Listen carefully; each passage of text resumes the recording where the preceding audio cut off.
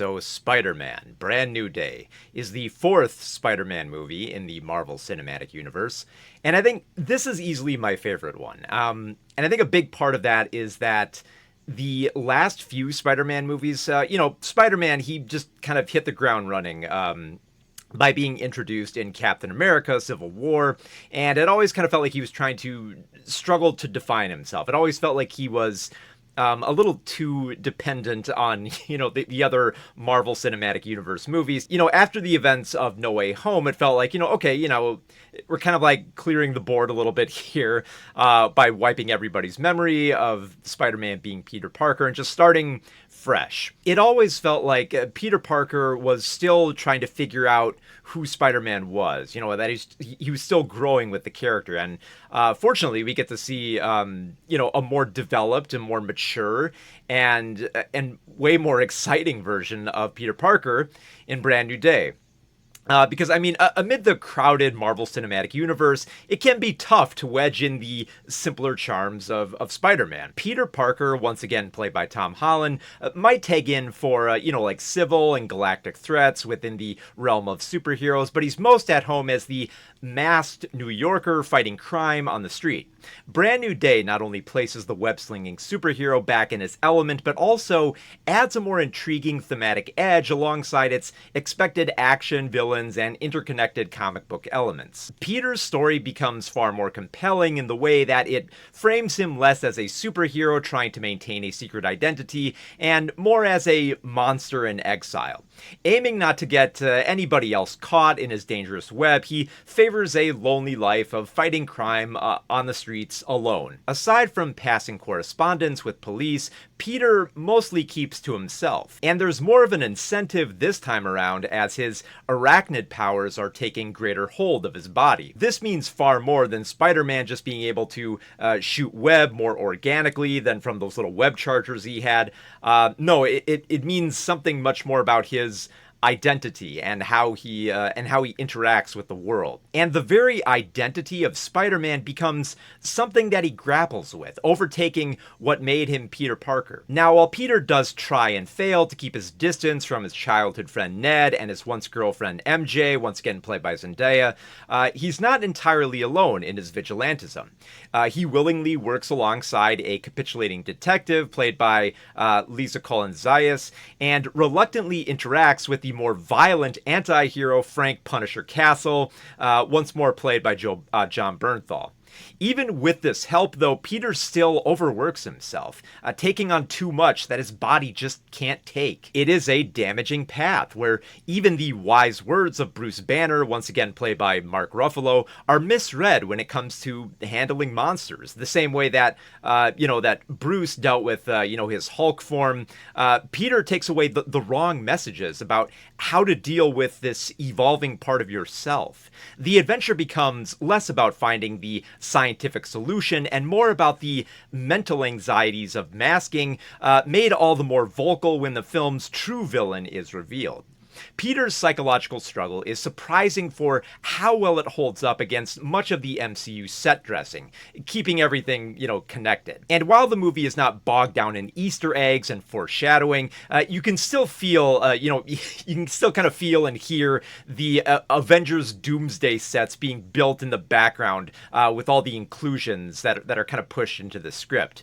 You can practically see the descriptor box appearing in the corner the same way that a comic book would reference which issues to read to understand that citation. But the good news is you don't need much of that to enjoy the movie. There's a lot of Punisher in the movie, but you don't really have to bone up on all of Punisher's many TV appearances to appreciate, the back and forth that he has with Spider-Man. Because the chemistry between the two is so good that it feels less like superhero banter between exposition and more like two New Yorkers that can't help but bark the loudest in an argument. So directing duties have been turned over this time from John Watts, who directed the previous Spider-Man MCU movies, to Destin Daniel Cretton, which doesn't feel like a huge jump, given that he previously directed the MCU's Shang-Chi and the Legend of the Ten Rings. His direction of the action choreography is exciting, as he makes great use of the environments and a variety of weapons.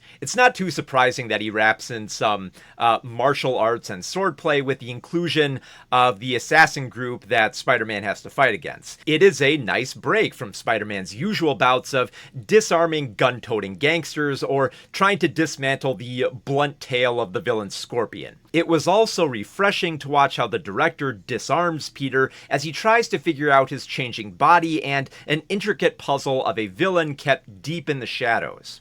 The most frustrating aspect of the film is, unfortunately, one that plagues many Marvel Studio productions. The first act stumbles quite a bit in its attempt to both set the stage for Peter Parker's placement in the MCU and lay the groundwork for the mystery that he has to solve. Even after all the exposition of Spider-Man's interactions with fellow heroes and officials, there comes a point when the many twists and revelations become more evident. And this essentially leads to a waiting game to see how long Peter Parker can connect the dots after so many in the audience already have. But the good news is that the in-between moments of emotional honesty are rather strong with Holland's performance. There are some tearful admissions and amusing debates that strike a better balance than feeling like a cold switch between Peter Parker's darkness and dorkiness. Forming a more mature version of the character after the past few movies requires some earnest growth, and Holland mostly pulls it off, even with all the weight of a toppling superhero story that at times feels a bit too much. Okay, so something I wish was given a little bit more life in this movie is an aspect of psychological and social horror that is just begging to come out and play. There is a clear allegory to neurodivergence in how Spider-Man comes to terms with his advancing, seemingly uncontrollable powers. There's a scene in which Spider-Man experiences a sensory overload, unable to process the world around him. It is quite similar to the sensory overload within autism. The association with autism for such a development becomes even more overt when Spider-Man's solution to this problem involves altering his DNA, a theory that draws an important moral concern from Bruce Banner and harkens to the autism cure debate. There is a great horror present in this perception of the ills of wanting to cure differences rather than accommodate them.